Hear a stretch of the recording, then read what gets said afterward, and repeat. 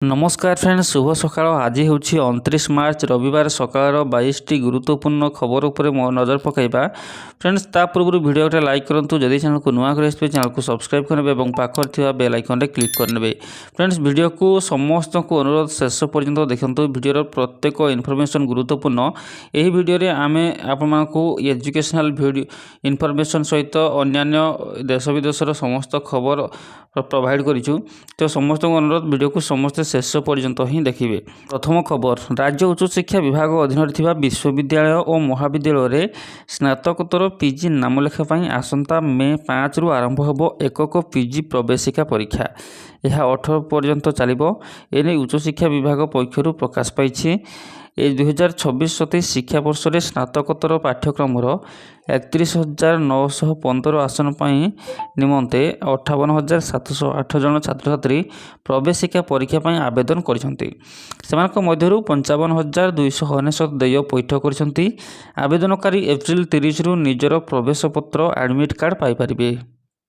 परवर्ती खबर मार्च 21 रु राज्य में आरंभ होईछि धरपगड़ अभियान। साबाड़ हेबे अमानिया गाड़ी चालक एणिकी आउ पारिबे नाही गणी खसी तो गणिबे दंड कटिबो लाइसेंस। सारा राज्य में जांच कड़ाकड़ी कर परिवहन विभाग और पुलिस द्वारा 10 दिनिया स्वतंत्र ट्राफिक जांच अभियान आरंभ होईछि जेउथरे मद्यपान बिना हेलमेट और सीट बेल्ट द्रुत गति में गाड़ी चलाउथुबा अमानिया उपर कड़ा कार्यानुष्ठान ग्रहण करा ଯାଇଛି। सड़क सुरक्षा को नहीं परिवहन विभाग पक्षर स्वतंत्र अभियान जारी रही। अमानिया और नियम उल्लंघन करुवा गाड़ी चालकों विरोध में ई चालाण जारी होमतीक अमानिया को गोड़ाई गोड़े धरी पुलिस एमतीक छक छक ट्राफिक पैंतरा जारी रही। परिवहन विभाग और पुलिस द्वारा 10 दिनिया स्वतंत्र ट्राफिक जांच अभियान आरंभ होईछि। राजधानी में चेकिंग बेले आदाय है पुड़ा पुड़ा फाइन। एने विधानसभा परिवहन मंत्री विभूति जेना लिखित उत्तर रखिछंती। से कहते गत 2 वर्ष में 65,649 अमानिया गाड़ी चालक हराइछंती ड्राइविंग लाइसेंस। जोरिमाना भी मोटा अंकर आकार में आदाय होईछि। हजार कि लक्ष नुहे कोटी कोटी टंकार जोरिमाना आदाय करिछंती सरकार। गत 2 वर्ष मध्य 216 कोटी 71,756 टंका फाइन आदाय करा जायछि। परवर्ती खबर एआई दक्षता कार्यक्रम आरंभ करिवार घोषणा करिछि भारत सरकार सूचना एवं प्रसारण मंत्रालय। यह कार्यक्रम रे लक्ष्य हेउछि सारा देश में प्राय 15,000 व्यक्ति को कृत्रिम बुद्धिमत्ता बा एआई कौशल शिखाइबा जहाँ शिल्प में सीधा सड़क व्यवहार करा जाय परिबो। यह कार्यक्रमटी विशेष भाव में सृजनशील एवं गणमाध्यम क्षेत्र सहित जड़ित लोकों पर प्रस्तुत करा जायछि जहाद्वारा सेमाने नूतन प्रजुक्ति विद्या सहित ताल दे पारिबे एवं भविष्यत पर प्रस्तुत हो पारिबे। यही program animation visual effects VFX gaming comics एवं मीडिया प्रजुक्ति विद्या भली क्षेत्र में एआई तालीम प्रदान करिबो। यही कार्यक्रम Indian Institute of Creative Technology IICT द्वारा परिचालित होबो एवं गूगल एवं यूट्यूब रे एथिरे प्रमुख भूमिका ग्रहण करिवे। मिलित भाव में यही 3 जन एक पाठ्यक्रम सृष्टि करिसेंती जहाँ उन्नत एआई उपकरण सृजनशील कार्यप्रवाह एवं प्लाटफर्म सठिक व्यवहार शिक्षा देव जहाँ नूतन पीढ़ीर क्रिएटर्स एवं वृत्तिगतों उत्तम सुजोग प्रदान करिवो। एआई दक्षता कार्यक्रम 2026 सुधा 2टी पर्यायर समाप्त होबो। प्रथम पर्यायर लोकमानकु एआई रो मौलिक ज्ञान दियाजिबो जहाद्वारा सेमाने एहार बुझामणा विकसित करिपारिबे। एही पर्याୟରେ 15,000 लोकों को गूगल कैरियर सर्टिफिकेट एवं गूगल क्लाउड रो जेनेरेटिव एआई पाठ्यक्रम पर स्कॉलरशिप मध्य प्रदान करा जिवो। यापर द्वितीय पर्यायर प्रैक्टिकल ट्रेनिंग दिया जो से प्रकृत प्रोजेक्ट उपरे काम करेंगे। यह कार्यक्रम में कहानी कहवा एवं गूगल रो उन्नत एआई उपकरण जेपरिक जेमिनी वीओ एवं वर्टेक्स एआई व्यवहार शिखाजिबो। यह यूट्यूब रे किपरि कंटेंट करेंगे या उन्नत करेंगे एवं अधिक लोकों पाखरे पहुँचाइबे ताहा मध्य शिखाजिबो। परवर्ती खबर गत शिक्षा वर्ष में जेपरी स्कूल यूनिफॉर्म बंटन में समस्या देखा मिलता तार आउ पुनरावृत्ति हेबनी। पिलांकु खरा छुट्टी पूर्व पोशाक बंटन करा यार तदारख जिलापाल जिला शिक्षा अधिकारी करेंगे। केवल पोशाक बंटन नुहे पाठपढ़ा आरंभ भी कौन प्रकार विलंब न हुए से कहुई। ଗତକାଲି ବିଦ୍ୟାଳୟ ଗଣଶିକ୍ଷା ବିଭାଗ ସଚିବ ସମସ୍ତ ଜିଲ୍ଲାପାଳଙ୍କୁ ନେଇ ଚିଠି କରିଥିଲେ।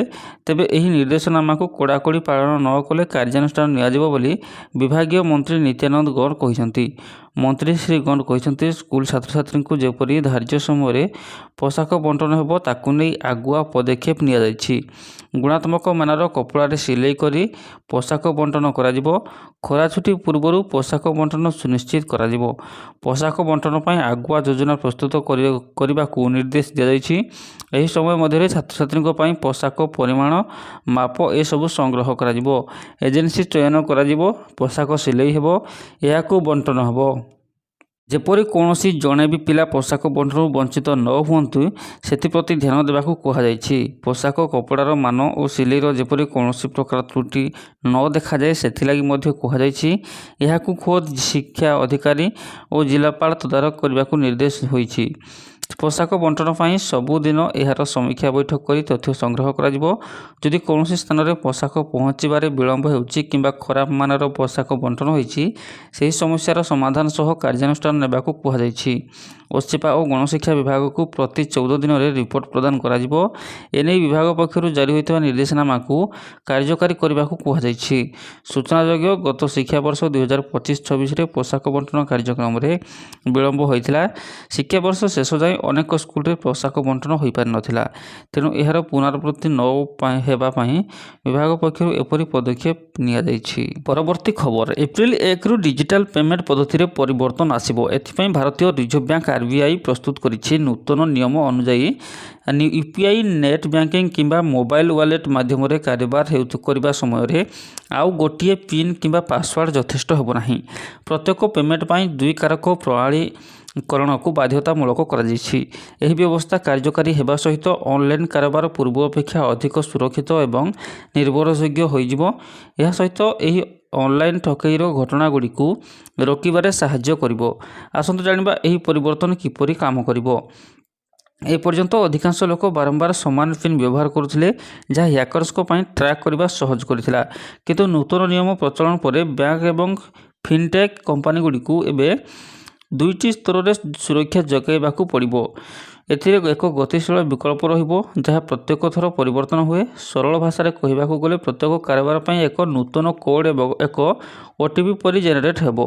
ଏହା ବ୍ୟତୀତ ଗ୍ରାହକମାନେ ଏବେ ସେମାନଙ୍କ ସୁବିଧା ଅନୁସାରେ ଓଟିପି ପ୍ଲସ୍ ପିନ୍, ବାୟୋମେଟ୍ରିକ୍ ପ୍ରମାଣୀକରଣ ସହିତ ଏକ ଡିଭାଇସ୍କୁ ଲିଙ୍କ କରିବା କିମ୍ବା ଟୋକନ୍ ଆଧାରିତ ପ୍ରମାଣୀକରଣ ଭଳି ବିକଳ୍ପଗୁଡ଼ିକ ମଧ୍ୟରୁ ବାଛିପାରିବେ।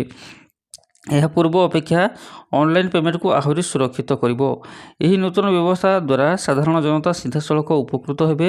ଏହା ଅନଲାଇନ୍ ଠକେଇ ଏବଂ ଫିସିଂ ଭଳି ଘଟଣାଗୁଡ଼ିକୁ ରୋକିବାରେ ବହୁତ ସାହାଯ୍ୟ କରିବ।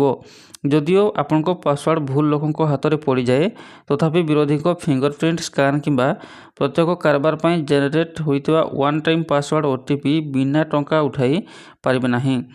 ଏହା ବ୍ୟତୀତ ଏହି ସୁରକ୍ଷା ବ୍ୟବସ୍ଥା ଅନ୍ତର୍ଜାତୀୟ କାରବାର ପାଇଁ ମଧ୍ୟ ପ୍ରଯୁଜ୍ୟ ହେବ। ଏହାକୁ ଅକ୍ଟୋବର 1 ତାରିଖରୁ ବିଶ୍ୱବ୍ୟାପୀ କାର୍ଯ୍ୟକାରୀ କରିବାର ଯୋଜନା ରହିଛି। ଏହା ବିଦେଶରେ କରାଯାଇଥିବା ଟଙ୍କାକୁ ଆହୁରି ସୁରକ୍ଷିତ କରିବ। ପରବର୍ତ୍ତୀ ଖବର, ସୁଭଦ୍ରା ଯୋଜନାକୁ ନେଇ ସରକାର ଏକ ବଡ଼ ନିଷ୍ପତ୍ତି ନେଇଛନ୍ତି। ଏପ୍ରିଲ 1ରୁ ନୂଆ ସୁଭଦ୍ରା ପଞ୍ଜୀକରଣ ଆରମ୍ଭ ହେବ ବୋଲି ଉପମୁଖ୍ୟମନ୍ତ୍ରୀ ପ୍ରଭାତୀ ପରିଡ଼ା ସୂଚନା ଦେଇଛନ୍ତି। ସେ କହିଛନ୍ତି, ଅଧିକ ସଂଖ୍ୟକ ଯୋଗ୍ୟ ହିତାଧିକାରୀଙ୍କୁ ଏହି ଯୋଜନାରେ ଯୋଡ଼ିବା ପାଇଁ ପ୍ରୟାସ କରାଯାଇଛି। ଏହି ଆବେଦନ ପ୍ରକ୍ରିୟା 1 ଏପ୍ରିଲରୁ 30 ତାରିଖ ପର୍ଯ୍ୟନ୍ତ ଚାଲିବ। ଏହା ଆର୍ଥିକ ବର୍ଷ 2026-27 ପାଇଁ ନୂତନ ହିତାଧିକାରୀ ଯୋଡ଼ିବା ପାଇଁ ହେଉଛି। ଏଥିରେ ଯେଉଁମାନେ ସାମିଲ ହେବେ, ସେହି ମହିଳାମାନଙ୍କ ବୟସ 1 ଏପ୍ରିଲ 2026 ସୁଦ୍ଧା 21 ବର୍ଷ ହୋଇଥିବା ଆବଶ୍ୟକ। 21ରୁ 60 ବର୍ଷ ପର୍ଯ୍ୟନ୍ତ ଯେଉଁମାନେ ପୂର୍ବରୁ ସୁଭଦ୍ରା ଯୋଜନାରେ ଆବେଦନ କରିନାହାନ୍ତି କିମ୍ବା ଯୋଡ଼ି ହୋଇନାହାନ୍ତି, ସେମାନେ କେବଳ ଏଥିରେ ଆବେଦନ କରିପାରିବେ। ଓଡ଼ିଶାର ସ୍ଥାୟୀ ବାସିନ୍ଦା ହୋଇଥିବା ଆବଶ୍ୟକ। ଯେଉଁମାନେ ପୂର୍ବରୁ ଆବେଦନ କରିଛନ୍ତି କିମ୍ବା ହିତାଧିକାରୀ ହୋଇସାରିଛନ୍ତି, ସେମାନେ ଏହି ନୂଆ ଆବେଦନରେ ସାମିଲ ହେବେ ନାହିଁ। ସରକାରୀ ଚାକିରିଜୀବୀ, ପେନ୍ସନ୍ ପାଉଥିବା ଆୟକର ଦାତା, ବଡ଼ ଜମି ମାଲିକ ପରିବାର ଇତ୍ୟାଦି ଏଥିରୁ ବାଦ୍ ପଡ଼ିବେ। ହିତାଧିକାରୀଙ୍କୁ ବାର୍ଷିକ 2 କିସ୍ତିରେ 5,000 ଟଙ୍କା ଲେଖାଏଁ 10,000 ଟଙ୍କା, ମୋଟ 5 ବର୍ଷରେ 50,000 ଟଙ୍କା ମିଳିବ। କେମିତି କରିବେ online? Official Subhadra portal subhadra.odisha.gov.in ରେ ଅନଲାଇନ୍ ଆବେଦନ କରନ୍ତୁ। Offline common service centre CSC ବା ଆମ ସେବା କେନ୍ଦ୍ର ASK, ଅଙ୍ଗନବାଡ଼ି କେନ୍ଦ୍ର କିମ୍ବା AWC କିମ୍ବା CDPO ଅଫିସରେ ଫର୍ମ ନେଇ ଆବେଦନ କରନ୍ତୁ। ଫର୍ମ ମାଗଣାରେ ମିଳିବ। ଆଧାର, ବ୍ୟାଙ୍କ ଆକାଉଣ୍ଟ, ଫଟୋ, ଠିକଣା ପ୍ରମାଣପତ୍ର ଆଦି ଡକୁମେଣ୍ଟ ଆବଶ୍ୟକ। EKYC ମଧ୍ୟ କରାଯିବା ଆବଶ୍ୟକ। ପରବର୍ତ୍ତୀ ଖବର, CHSC ପରିଚାଳିତ +2 ବର୍ଗର ପରୀକ୍ଷା ଶନିବାର ଶେଷ ହୋଇଛି। ତେବେ ଆସନ୍ତା 40 ରୁ 45 ଦିନ ଭିତରେ ରେଜଲ୍ଟ ପ୍ରକାଶ ପାଇବ ବୋଲି କହିଛନ୍ତି ପରୀକ୍ଷା ନିୟନ୍ତ୍ରକ ପ୍ରଶାନ୍ତ କୁମାର ପରିଡ଼ା। କଳା, ବିଜ୍ଞାନ, ବାଣିଜ୍ୟ ଏବଂ ଧନ୍ଦାମୂଳକରେ 4 ଲକ୍ଷରୁ ଉର୍ଦ୍ଧ୍ୱ ପିଲା ପରୀକ୍ଷା ଦେଇଥିବା ବେଳେ 5,000 ପିଲା ଅନୁପସ୍ଥିତ ଥିଲେ। ଏପ୍ରିଲ 2ରୁ ଯୁକ୍ତ 2 ଖାତା ଦେଖା ଆରମ୍ଭ ହେବ। ଖାତା ମୂଲ୍ୟାୟନ ପାଇଁ 151ଟି ମୂଲ୍ୟାୟନ କେନ୍ଦ୍ର ସହିତ 16,000 ଅଧ୍ୟାପକ ନିୟୋଜିତ ହୋଇଛନ୍ତି। CHSC ପରୀକ୍ଷା ନିୟନ୍ତ୍ରକ କହିଛନ୍ତି ଯେ ବିଶେଷ କରି 2ଟି ପର୍ଯ୍ୟାୟରେ ଖାତା ଦେଖା ହେବ। ମୋଟ ଆକାରରେ ଚଳିତ ବର୍ଷ ଯୁକ୍ତ 2ରେ 25 ଲକ୍ଷ ଖାତା ମୂଲ୍ୟାୟନ ହେବ। ଏପ୍ରିଲ ଶେଷ ସୁଦ୍ଧା ଖାତା ଦେଖା ଶେଷ ହେବା ସହ ମେ ମାସରେ ପରୀକ୍ଷାଫଳ ପ୍ରକାଶ ପାଇବାକୁ ଲକ୍ଷ୍ୟ ରଖାଯାଇଛି। ଯୁକ୍ତ 2 ଖାତା ଉଭୟ ଅଫଲାଇନ୍ ଓ ଅନଲାଇନ୍ରେ ଦେଖାହେବ। ମୂଲ୍ୟାୟନ କେନ୍ଦ୍ରରେ କଡ଼ା ସୁରକ୍ଷା ବ୍ୟବସ୍ଥା କରାଯିବ। ଅତ୍ୟଧିକ ଗ୍ରୀଷ୍ମ ପ୍ରବାହକୁ ଦୃଷ୍ଟିରେ ରଖି ଅଧ୍ୟାପକଙ୍କ ପାଇଁ ପାନୀୟ ଜଳଠୁ ଆରମ୍ଭ କରି ସମସ୍ତ ପ୍ରକାର ସୁବିଧା କରାଯିବ ବୋଲି କୁହାଯାଇଛି। ପରବର୍ତ୍ତୀ ଖବର, ଏପ୍ରିଲ ଆରମ୍ଭ ନ ହେଉଣୁ ତାତିର କରାଳ ରୂପ ଦେଖାଇଲାଣି। ସ୍ଥିତି ଏମିତି ହେଲାଣି ଯେ ଘରୁ ବାହାରିବା ମଧ୍ୟ ମୁସ୍କିଲ ହୋଇପଡ଼ିଲାଣି। ଏହାରି ଭିତରେ ତାତିକୁ ଦେଖି ବଡ଼ ଖବର ସାମ୍ନାକୁ ଆସିଛି। ରାଜ୍ୟ ସରକାର ବଡ଼ ଘୋଷଣା କରିଛନ୍ତି। ପ୍ରବଳ ଖରାକୁ ଦୃଷ୍ଟିରେ ରଖି ସ୍କୁଲ ଛୁଟି ଘୋଷଣା କରାଯାଇଛି। ସ୍କୁଲ ଛାତ୍ରଛାତ୍ରୀ ଏବଂ ଅଭିଭାବକମାନଙ୍କ ପାଇଁ ଏକ ଗୁରୁତ୍ୱପୂର୍ଣ୍ଣ ଖବର ଅଛି। ସ୍କୁଲ ଶିକ୍ଷା ବିଭାଗ ଆଗାମୀ ଶିକ୍ଷାବର୍ଷ 2026-27 ପାଇଁ ସରକାରୀ ଛୁଟି କ୍ୟାଲେଣ୍ଡର ପ୍ରକାଶ କରିଛି। ଜାରି ନିର୍ଦ୍ଦେଶ ଅନୁଯାୟୀ ଏହି ବର୍ଷ ଗ୍ରୀଷ୍ମ ଛୁଟି 1 ମଇ 2026ରେ ଆରମ୍ଭ ହେବ ଏବଂ ଜୁନ 15, 2026ରେ ଶେଷ ହେବ। ଏହାର ଅର୍ଥ ହେଉଛି ସ୍କୁଲଗୁଡ଼ିକ ପ୍ରାୟ 1.5 ମାସ ପାଇଁ ବନ୍ଦ ରହିବ। ତଥାପି ଶିକ୍ଷକମାନଙ୍କ ପାଇଁ ଛୁଟିର ଅବଧି କମ୍। ଶିକ୍ଷକମାନଙ୍କ ପାଇଁ ଏହି ବିରତି 31 ମଇ ପର୍ଯ୍ୟନ୍ତ ସୀମିତ ରହିବ। ସେମାନଙ୍କୁ ଜୁନ ମାସର ପ୍ରଥମ ପକ୍ଷ ମଧ୍ୟରେ ସ୍କୁଲକୁ ଫେରିବାକୁ ପଡ଼ିବ। ଛାତ୍ରଛାତ୍ରୀଙ୍କୁ ଛୁଟି, ପର୍ବପର୍ବାଣି ଛୁଟି ସମ୍ପର୍କରେ ମଧ୍ୟ ଯଥେଷ୍ଟ ଆଶ୍ୱସ୍ତି ଦିଆଯାଇଛି। ଦଶହରାରେ ଛୁଟି ଅକ୍ଟୋବର 19ରୁ ଅକ୍ଟୋବର 21 ପର୍ଯ୍ୟନ୍ତ 3 ଦିନ ପାଇଁ ରହିବ। ଯେତେବେଳେ ଦୀପାବଳି ପାଇଁ ନଭେମ୍ବର 6ରୁ ନଭେମ୍ବର 10 ପର୍ଯ୍ୟନ୍ତ 5 ଦିନର ଛୁଟି ଧାର୍ଯ୍ୟ କରାଯାଇଛି। ଏହା ସହିତ ଶୀତ ଋତୁ ପାଇଁ ଛାତ୍ରଛାତ୍ରୀମାନଙ୍କୁ ଡିସେମ୍ବର 31, 2026ରୁ ଜାନୁଆରୀ 4, 2027 ପର୍ଯ୍ୟନ୍ତ ଛୁଟି ପ୍ରଦାନ କରାଯାଇଛି। ଏହି ନିର୍ଦ୍ଦେଶ ରାଜ୍ୟର ସମସ୍ତ ସରକାରୀ ଏବଂ ବେସରକାରୀ ବିଦ୍ୟାଳୟ ପାଇଁ ପ୍ରଯୁଜ୍ୟ ହେବ। ଉଚ୍ଚ ସଚିବ ପ୍ରମୋଦ ସିଂ ଜାରି କରାଯାଇଥିବା ନିର୍ଦ୍ଦେଶାବଳୀ ଜିଲ୍ଲା କଲେକ୍ଟର, ଶିକ୍ଷା ଅଧିକାରୀଙ୍କ ନିକଟକୁ ପଠାଯାଇଛି। ଛୁଟି କ୍ୟାଲେଣ୍ଡର ପ୍ରକାଶ ପାଇବା ପରେ ଛାତ୍ରଛାତ୍ରୀଙ୍କ ମଧ୍ୟରେ ଆନନ୍ଦର ଲହରୀ ଖେଳିଯାଇଛି। ଯେତେବେଳେ ଅଭିଭାବକମାନେ ମଧ୍ୟ ସେମାନଙ୍କର ପିଲାଙ୍କ ଆଗାମୀ ଛୁଟି ପାଇଁ ଉତ୍ସାହିତ ଅଛନ୍ତି।